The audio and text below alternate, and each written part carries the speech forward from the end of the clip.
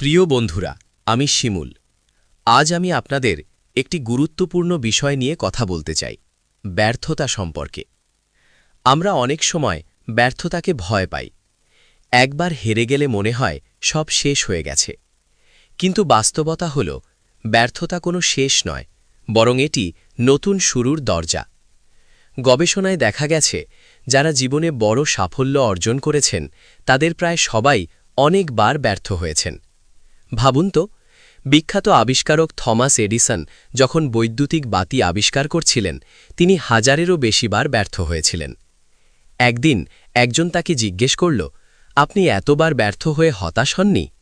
Edison হাসিমুখে বললেন, আমি ব্যর্থ হইনি, আমি শুধু হাজারটা উপায় খুঁজে পেয়েছি যেগুলো কাজ করে না। বন্ধুরা, এই কথার মধ্যে একটি বড় শিক্ষা লুকিয়ে আছে। যদি আমরা ব্যর্থতাকে ভয় পাই, তাহলে আমরা কখনোই নতুন কিছু চেষ্টা করতে পারব না। কিন্তু যদি আমরা ব্যর্থতা থেকে শিক্ষা নিই, তাহলে সেই ব্যর্থতাই একদিন আমাদের সাফল্যের সিঁড়ি হয়ে উঠবে। তাই মনে রাখবেন, যে মানুষ পড়ে গিয়ে আবার উঠে দাঁড়ায়, সাফল্য একদিন তার কাছেই আসে। ধন্যবাদ।